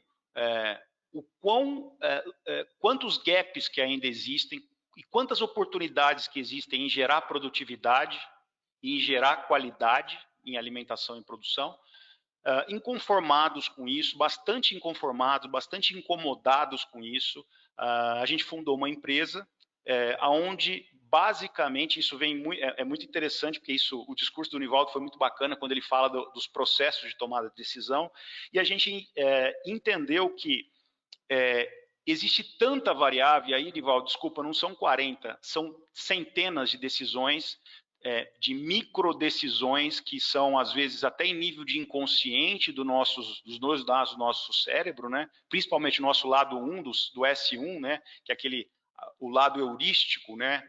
As decisões enviesadas que a gente toma no dia a dia.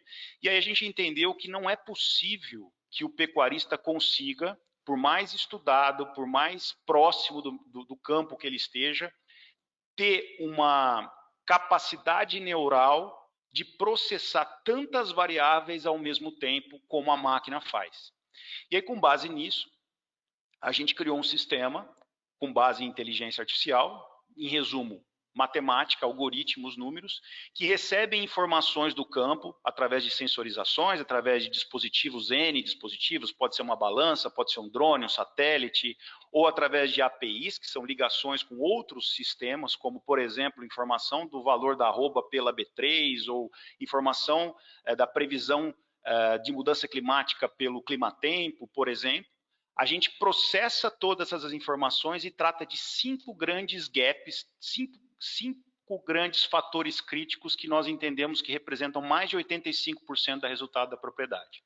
A gente processa tudo isso e a gente cria automaticamente cenários de decisão para o pecuarista tomar as decisões muito mais rentáveis, muito mais educadas, muito menos emocionais, com base em sistema racional de tomada de decisão, matemático de tomada de decisão. Então, essa nossa visão, uma das grandes tecnologias, né, que está vindo agora, é como você consegue suportar o pensamento racional do pecuarista, basicamente com variáveis que passam desapercebido no dia a dia. E não é porque ele não tem a capacidade de tomar essa decisão, é porque o ser humano não tem a capacidade de, na maioria do tempo, tomar decisões mais racionais, principalmente pela própria qualidade, pela própria natureza do pecuarista, que tem esse lado mais emocional de tomada de decisão, e o que é muito válido e muito importante para a subsistência dessa atividade, mas a necessidade de você ter uma tecnologia que, de fato, consiga processar essas informações e tire as evidências, que a gente chama, as evidências, consiga, na verdade, incluir nisso aquilo que a gente chama de evidência silenciosa, aquilo que os nossos olhos não conseguem ver. Então, em resumo, basicamente, e aí a gente vai poder, espero, discutir sobre isso, em resumo, a gente consegue, com o sistema e com o input de dados, limpar as decisões que são enviesadas. O que eu quero dizer com isso? Decisões enviesadas são aquelas que parcialmente são corretas, e se são parcialmente corretas, parcialmente não são corretas. E essas decisões que não são parcialmente corretas começam a comer as margens adicionais da nossa pecuária. Então, isso é um pouquinho do que a gente está fazendo, um fecho de tudo isso. Espero que a gente possa bater mais papo e conversar sobre esses e outros temas que são tão importantes e tão bacanas de serem discutidos agora no momento desse, e principalmente no Dia do Pecuarista. Então, fico à disposição de todos e, mais uma vez, feliz Dia dos Pecuaristas a todos aí. Muito obrigada, Paulo. Quantos dados importantes você trouxe aqui para a gente. Agradeço muito. Inclusive, já tenho várias perguntas aqui destinadas a você. Daqui a pouquinho eu te chamo para a gente comentar, tá bom?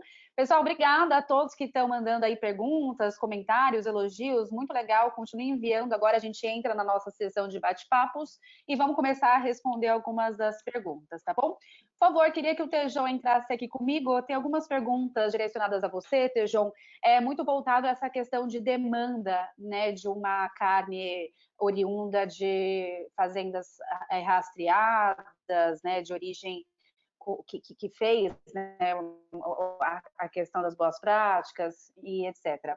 E aí eu queria saber de você. Você comentou na sua fala anteriormente que falasse um pouquinho sobre como que a pecuária nacional, né, como que todos os stakeholders da cadeia devem agir a fim da gente atender realmente essa demanda, tanto interna quanto externa.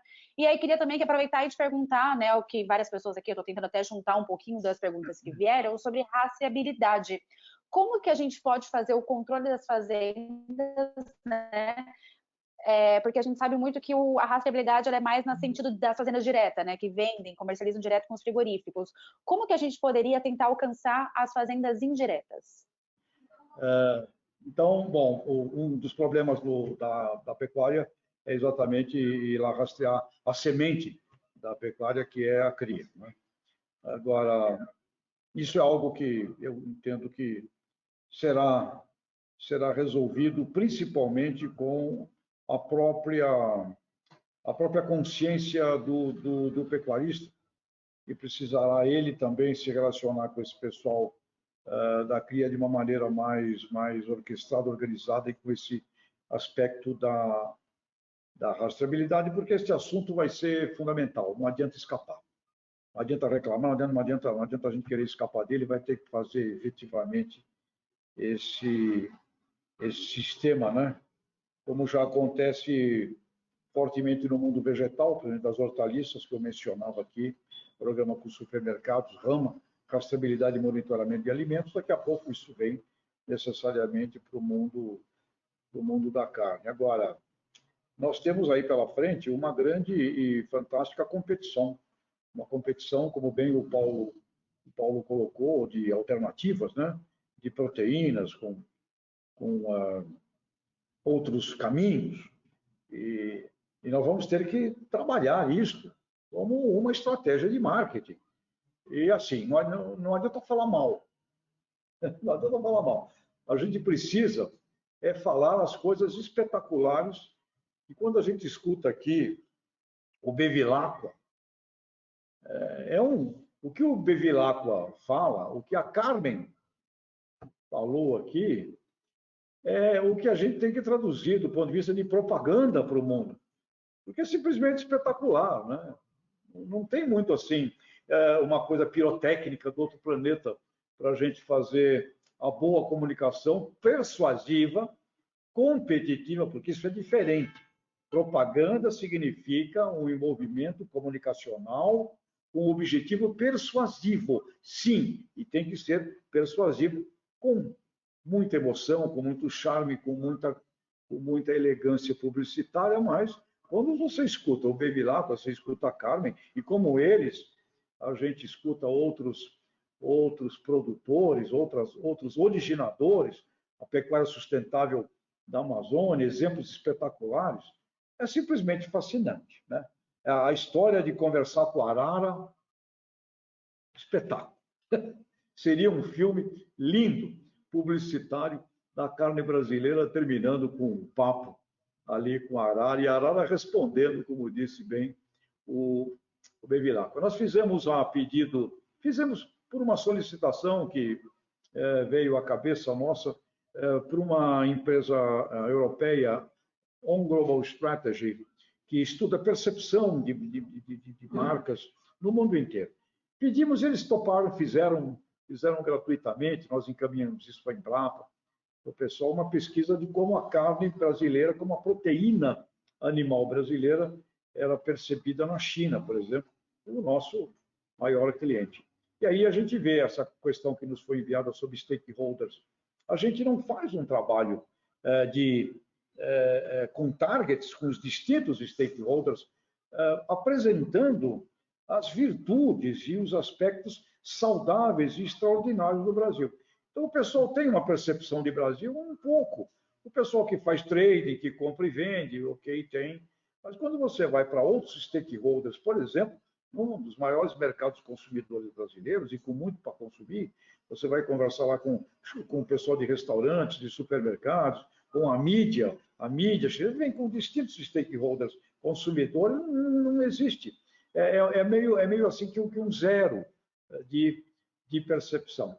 Então, nós precisamos de um planejamento estratégico, e a gente tem falado isso, de todas as cadeias produtivas. Pegar o planejamento estratégico da pecuária, da carne bovina e do leite, dos lácteos, gigantescas oportunidades, um planejamento estratégico desse bem feito, nós vamos sair dali com um plano de comunicação persuasiva junto a distintos stakeholders fundamentais para a venda, porque imagem, né, percepção, é o que gera o fundamento do contrato mental, da confiança. Portanto, nos falta um planejamento estratégico do A a Z, mas no caso da carne vermelha, da carne bovina, planejamento estratégico com competidores, acesso a mercados, dificuldades, enfim, um plano estratégico, uma priorização e, necessariamente, um plano de propaganda, que é diferente de comunicação. Um plano de comunicação persuasiva. Isso é propaganda junto a distintos, sim, stakeholders. Temos que fazer isso. Se nós não fizermos, tudo que não presta aparece. A história dos 2% das propriedades agrícolas faz um trabalho mal feito. Aparece. Tudo que não presta aparece. E os nossos concorrentes não são bobos. Eles acabam utilizando essa nossa fraqueza de comunicação pessoal. Está na hora de botar no gene o que significa efetiva, boa propaganda persuasiva para valer no mundo. É isso que eu queria comentar sobre esse ponto.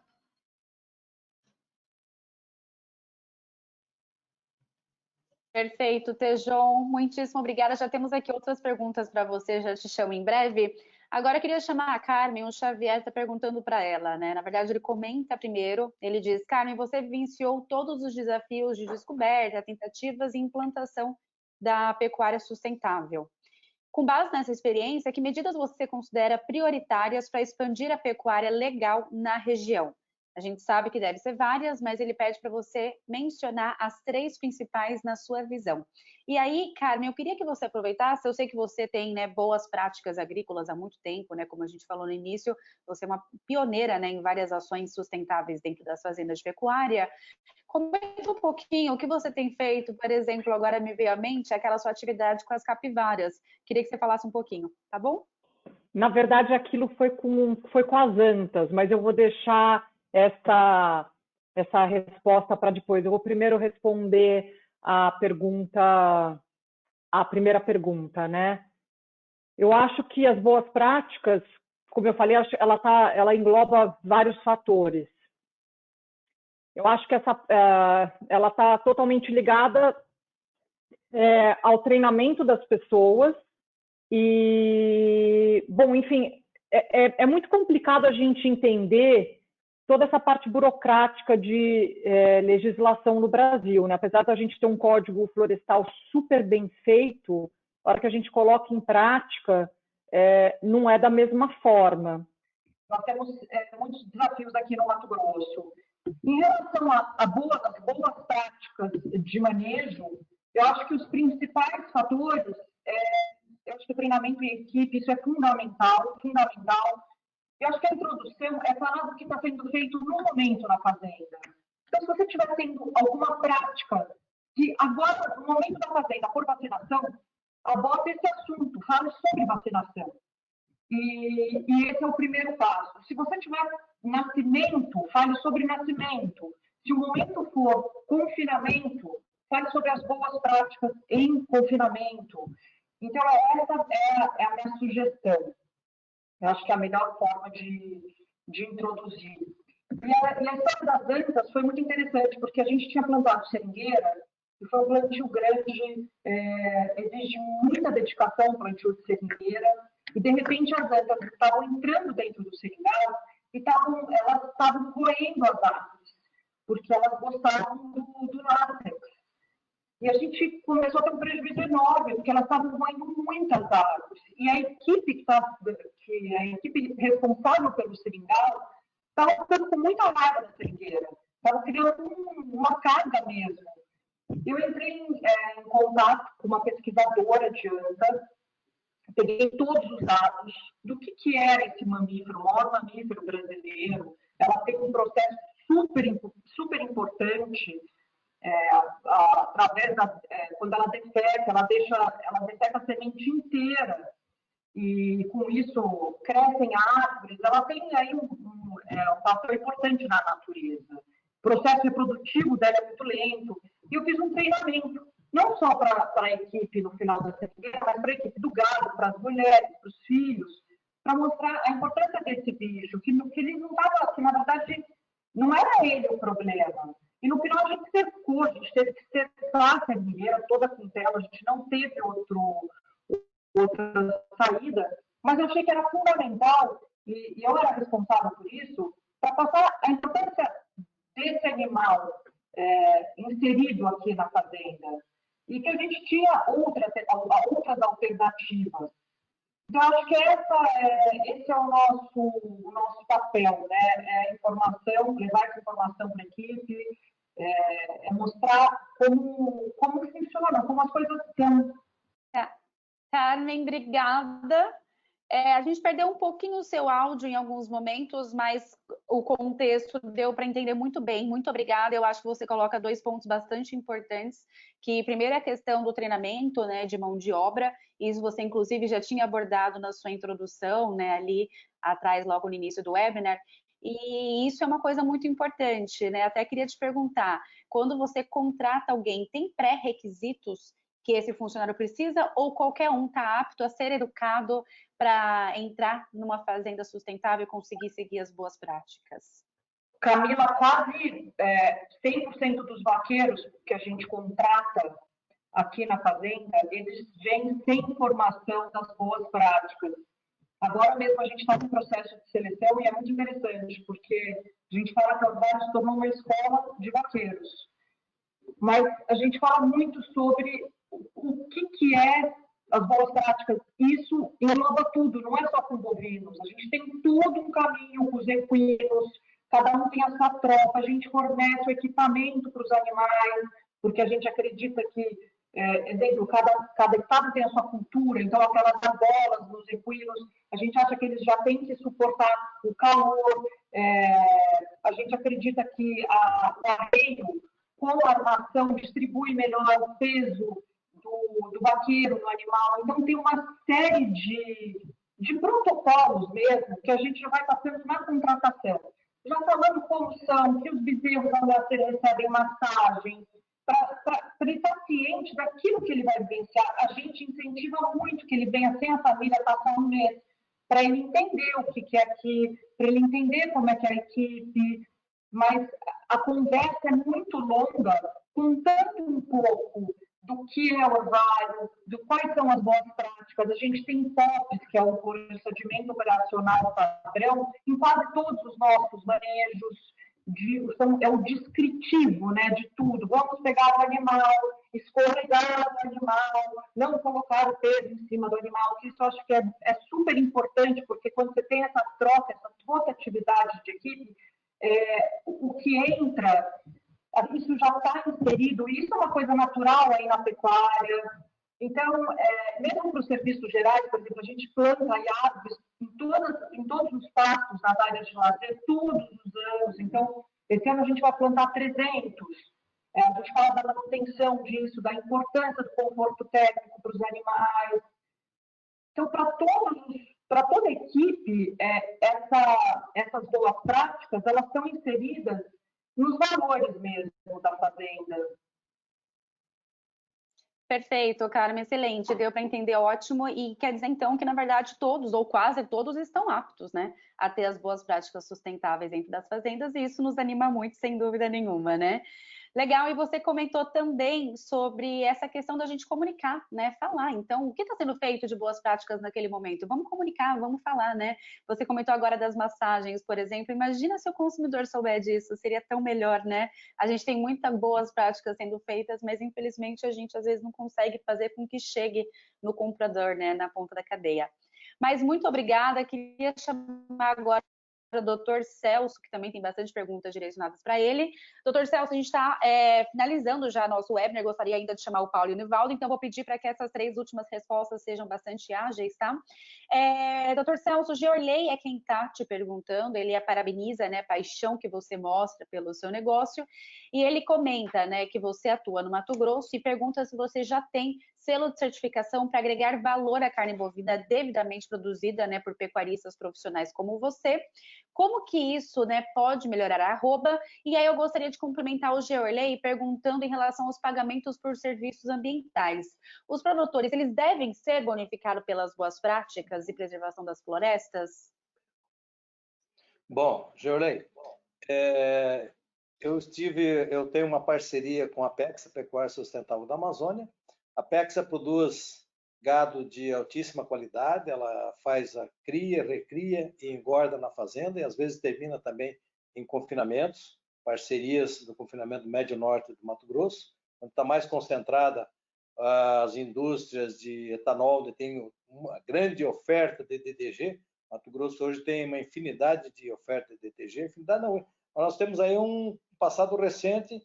Alta Floresta, nós importávamos milho de Sorriso e Sinop. Hoje a Alta Floresta já produz milho para exportação, para outros meios até para exportação internacional. Mas a questão de agregar valor. Hoje você sabe que se você produzir um boi precoce, você tem o preço de boi, que costuma-se falar boi China, 5 a 10 reais arroba mais.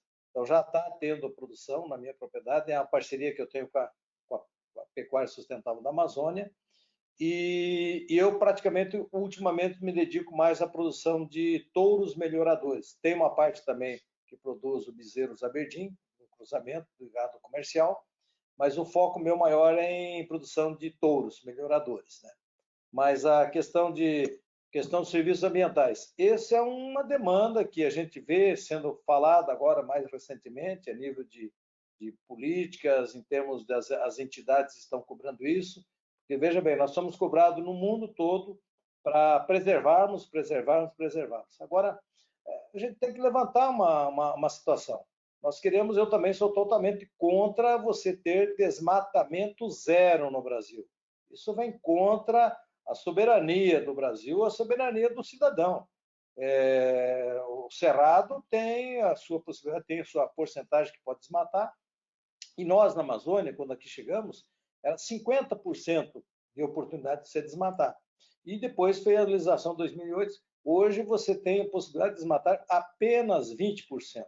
Ou seja, o cidadão tem 100 hectares, só pode utilizar 20. Quer dizer, 20 na Amazônia, 20 hectares você não produz quase nada. Então, o desmate ilegal zero, nós somos totalmente a favor de desmate ilegal zero. Agora, propriedades que têm o seu direito de desmatar na Amazônia, os seus 20%, nós somos a favor que esse direito seja exercido, porque não existe país no mundo que tenha a preservação que nós temos. Nós temos 80% do bioma amazônico preservado pelo cidadão particular, e nós ainda não temos um serviço ambiental. E o mundo todo pede que você pare de desmatar. Não. Parar de desmatar, nós somos totalmente a favor. Desmate ilegal, zero. Agora, o desmate legal, que possa haver dentro dos critérios, dentro da lei, eu acho que deve permanecer. Por quê? Aquilo que o Tejão falou, nós temos para 2050 uma grande demanda de alimentos no mundo. E depois que você fizer uma lei de desmate zero, no bioma amazônico e no bioma do Cerrado, isso é para travar o Brasil, para travar a produtividade, para travar a produção. Totalmente contra isso, nós precisamos fazer um trabalho de contra-informação, de mostrarmos que o Brasil tem 60 e poucos % do seu território preservado. O Mato Grosso é 64% do território mato-grossense preservado, com toda essa imensa produção que nós temos. A Amazônia Legal mesmo, ou seja, o território do estado do Amazonas, eu acho que é 90% preservado. Então, existe muita política contrária ao potencial do Brasil. Isso é política contrária ao potencial do Brasil. Nós temos que ter a coragem de falar abertamente isso, e é isso que eu falo para vocês. E aqui na Amazônia nós estamos produzindo com legalidade, produzindo com sustentabilidade, e esse gado produzido ele tem um valor agregado pela precocidade e a qualidade que se produz aqui. Okay? E precisamos levar a demanda de termos a remuneração por serviços ambientais. Ou seja, o mundo quer que nós continuemos preservando, ou seja, nós temos que ser remunerados, porque não é uma propriedade pública, é uma propriedade privada, um direito privado, e nós estamos preservando e não estamos recebendo por serviços ambientais. Ok? Legal, doutor Celso, obrigada. Ótimos pontos levantados. Queria chamar agora, Nivaldo, nós estamos, na verdade, já finalizando o nosso webinar, então eu queria que você desse uma mensagem sobre a visão da indústria. Como que a gente pode estimular as boas práticas agrícolas? Qual seria a sua mensagem aí, né, como representante desse webinar do lado da indústria? Bom, acho que só reforço e corroboro com a qualidade, né, e com o nível da discussão que a gente pôde ter aqui hoje. E o meu convite é a gente entender que no momento como esse, ou no momento onde a gente é convidado a representar ou trazer os nossos benefícios, a gente lembrar que nós estamos, né, principalmente a agricultura e a pecuária, no mesmo barco, né? Então, se a gente tem a possibilidade de ver o mundo comentar sobre a tentativa da produção ou de sucos que sejam parecidos com leite, ou de alimentos que relembrem a proteína, que ótimo. A gente não precisa ser inimigo, a gente pode crescer e colaborar para que toda a indústria do agronegócio cresça em conjunto. Ninguém vai substituir a proteína, ninguém vai substituir o leite, ao contrário, a gente pode gerar valor através dessas ações. E trabalhando sim, a gente vai competir, vai tentar cada um ter mais gôndola, mais espaço de gôndola no supermercado, mas juntos nós podemos ser mais fortes. Então que a gente conte essa história, que cada produtor mantenha esse otimismo, essa vontade em produzir, em gerar saúde. Num momento tão importante, ninguém provém mais saúde do que quem produz alimento, quem transforma luz, água em alimento, e quem faz isso é o pecuarista, é o agricultor, que possa contar com a indústria, que também segue aqui todos os protocolos para manter a produção, para manter a entrega, para manter o fornecimento para toda a cadeia, de forma sustentável, respeitando todos os protocolos e principalmente atendendo essas grandes demandas e essas grandes necessidades desses parceiros. Eu não tenho dúvida que o mercado continua crescendo, eu não tenho dúvida que a demanda por proteína, como tão bem trouxe o professor Tejon, o doutor Celso, continua forte e será cada vez mais forte nos próximos anos, que nós possamos contar essa história de forma positiva, de forma otimista e mostrando todos os grandes benefícios que a gente tem, principalmente no Brasil, de forma continental e que produz tanto alimento de forma tão saudável e ecologicamente correto. E só agradecer de novo o convite e a oportunidade de estar aqui com todos vocês. Obrigado. Excelente, Nivaldo, muito obrigada. Paulo, queria comentar contigo também uma pergunta do José Dias Rossafa, que diz que tem tantas informações, né, que o pecuarista precisa tomar, como você falou na sua introdução. Ele quer saber, né, e gostaria que você resumisse quais são as mais importantes e as principais que a Bovexo e outras tecnologias proporcionam ao pecuarista. Bom, primeiro lugar, eu acho que você tem que ter um conhecimento do seu sistema, né? Não existe tecnologia isolada, né? Empurrar a tecnologia de forma isolada é uma bobagem, né? Para quem empurra e para quem recebe.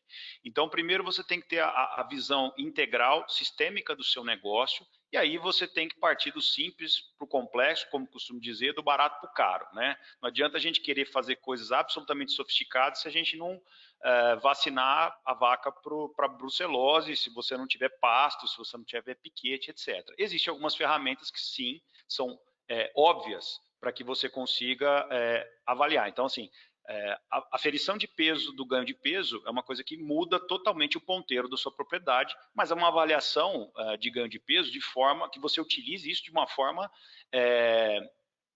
para olhar para frente, não olhar para o retrovisor, ou seja, você olhar e conseguir transformar aquele dado em uma informação que faça sentido, e aí, de fato, você conseguir manejar os seus custos para que você consiga sair da pecuária do R$ 33,00 a hectare ano para o R$ 1.000 hectare ano, como tem gente produzindo aí, principalmente no sistema integrado, né? Então, assim, primeiro você conseguir enxergar.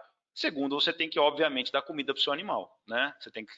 E dar comida para o seu animal não significa especificamente só dar nutrição animal, significa você interagir. Eu sou uma pessoa que acredito, como o Dr. Celso falou, o pecuarista, antes de tudo, tem que ser um agricultor do campo, ele tem que produzir bem o pasto, mas mais do que produzir o pasto, ele tem que fazer uma coisa que é simples, quer dizer, não é complexo. Talvez seja trabalhoso, mas não é complexo. Ele tem que saber a hora de colocar o animal para comer e a hora de tirar o animal para comer, né? Não adianta ter um pasto com 1,10 m, com um FND enorme, o animal está comendo lá só perfilhamento e não está produzindo, não está transformando a proteína bruta e a energia em ganho de peso, né? Então são coisas muito tranquilas, muito simples de serem feitas, mas que exigem, como a Carmen falou, treinamento, cuidado.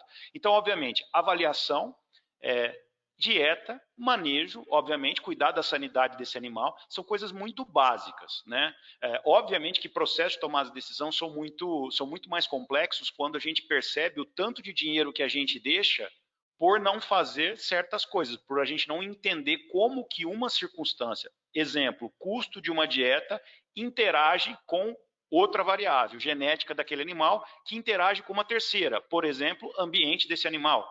Então, tem muitas, quando a gente fala de inteligência artificial, o que a gente está falando é isso, é pegar as variáveis, as dezenas ou às vezes centenas de variáveis e conseguir conjugá-las matematicamente, dando o peso que cada uma tem para uma tomada de decisão que seja sistêmica, né? Que faça os trade-offs, que faça as compensações entre essas variáveis e que entregue um resultado mais lucrativo para o pecuarista no final do processo. Basicamente é isso. Legal, Paulo, você falou uma coisa aí no final muito importante, né? Que você fala qual que é o custo, né, de não se investir, porque a gente fala muito, né, qual que é o custo de investir em tecnologias. Legal, existe um custo, claro, mas qual que é o custo de não investir? Certamente é muito maior, né? Eu tento falar isso na área da comunicação, as pessoas perguntam quanto custa, né? O veículo, etc. Legal, mas quanto custa o não investir? O silêncio custa caro também, né? E a ausência da tecnologia é caríssima. Pessoal, muito bacana. Chegamos ao fim aqui do nosso encontro. Obrigada a todos vocês. Parabéns novamente aos pecuaristas e partindo da ideia de que pecuaristas são pecuaristas legais, né? Então, parabéns a todos os pecuaristas nacionais. Vou passar a palavra para cada um de vocês, mas realmente para alguns segundinhos finais, tá? Só para a gente se despedir, para que a gente possa encerrar o webinar. Tejon, palavrinha final. Muito bem, pessoal. Prazer. E atenção, o futuro vem em cima do futuro e não vem embaixo do passado. Vamos para frente, Brasil e a pecuária. Parabéns, pecuaristas legais e pecuaristas brasileiros. Maravilha. Nivaldo, contigo. Depois de o Tejon mitando, como diz os mais jovens, mais uma vez, só agradecer a todos que participaram e dizer que nós estamos sempre à disposição para achar as melhores soluções para cada um dos pecuaristas do Brasil e parabéns novamente a todos. Carmen, parabéns pelo seu dia, palavrinha final. Eu quero dizer que fazer o bem é bom, então acho que tratar os animais com respeito é sempre muito bom, é uma energia de troca, uma energia boa. Essa é a minha mensagem. E queria agradecer a todos vocês.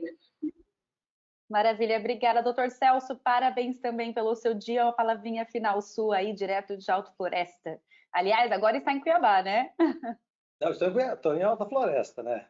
Em Alta Floresta. Alta Floresta, em casa, na minha casa, em Alta Floresta.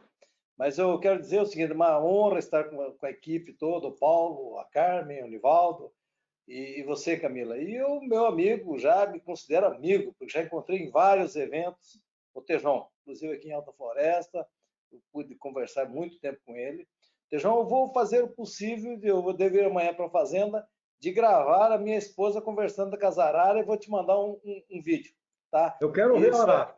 Então, vai ser certeza isso. E parabéns a todos nós, pecuaristas do Brasil, pecuaristas, não só aquele pecuarista de grandes volumes de gado, de corte e tal, não. O grande pecuarista, que é aquele pecuarista que vai lá 4 horas da manhã tirar o leite da sua vaquinha, que tem 10 ou 15 animais. Parabéns a você, pecuarista, porque todos nós somos pecuaristas. De 10 cabeças a 10 mil cabeças e tal, todos são pecuaristas e constroem um Brasil progressistas que cada vez mais está assimilando as informações e produzindo com qualidade. Perfeito, doutor Celso. Eu vou te pedir para me enviar esse vídeo também da sua esposa conversando com as araras e eu vou colocar nas redes sociais da Pecuária Legal, porque assim todo mundo acho que merece ver essa cena linda. Pode ser? Perfeito, pode ser, sim, pode ser, com certeza. Maravilha. Paulo, palavrinha final sua. Aliás, Paulo, parabéns também, né? Porque a gente convidou aqui, né, como elo tecnológico de visão futura aí da pecuária, mas você também é pecuarista, então parabéns pelo seu dia. Obrigado. Na verdade, eu nem me perto desse pessoal que está aqui, eu nem me considero pecuarista, para falar a verdade, né? A gente só tem a fazendinha lá. Obrigado, tá, Tejon, Camila, vocês todos por poder compartilhar esse momento com vocês, aprender tanto com vocês. Aos pecuaristas, a minha honra e a minha gratidão, porque todos os nossos negócios e toda a nossa família sobrevive graças a vocês, graças ao trabalho de vocês, e a gente sabe o quão difícil é o trabalho de vocês e quão bonito é. E agora a provocação, né? Como não poderia deixar de ser. Acho que a provocação é a seguinte, o Nivaldo, ele disse que as soluções são bastante democráticas que eles oferecem para os pecuaristas. Eu acho muito bacana isso. Lá na Bovexo a gente não é tão democrático assim, né? A gente tem um grupo de pessoas que a gente não quer atender. São aquelas pessoas ou que já sabem tudo e aí não precisam gastar dinheiro com a gente, ou que acham que sabem tudo e não precisam aprender nada, né? Então, eu acho assim, se o pecuarista, a grande parte do pecuarista soubesse o poder das coisas que ainda faltam ele ter nas mãos para conhecer o poder que ele teria de transformação, ele começaria a se socorrer do conhecimento e da humildade neste minuto. Eu acho que essa é a chave da transformação. A chave da transformação não é tecnologia, a chave da transformação não é dinheiro no bolso, a chave da transformação não é nada disso. A chave da transformação reside em habilidades, em conhecimento, em buscar o conhecimento e principalmente em atitudes que sejam conectadas entre si. Então, acho que é isso que eu acho, do meu ponto de vista, é o que está faltando para a grande maioria dar o turning point no negócio e a gente colocar a coisa para acontecer como a gente já deveria estar fazendo há bastante tempo. Muito obrigado, feliz dia dos pecuaristas a todos. Obrigada, pessoal. Agradeço muito a todos vocês que contribuíram, né, com conteúdos riquíssimos e me anima muito aquela frase da Carmen, né, de que todos os pecuaristas, mesmo aquela parcela mínima de legais, né, que eles têm o potencial de transformar as atividades e todos podem e devem ser legais, né? Temos exemplos lindíssimos e é um orgulho enorme, uma admiração enorme pelos pecuaristas nacionais. Agradecemos imensamente em nome da Pecuária Legal, da iniciativa. Lembrando que a gente vai colocar essa gravação, né, esse webinar, ele foi gravado, vai estar lá disponível nas redes sociais da Pecuária Legal, bem como o vídeo maravilhoso que eu tenho certeza que está todo mundo esperando da esposa do Dr. Celso conversando com as araras. Eu mal posso ver por isso, hein? Gente, gratidão, obrigada, parabéns a todos os pecuaristas nacionais legais, vocês são motivo de muito orgulho para todos nós. Obrigada, até mais.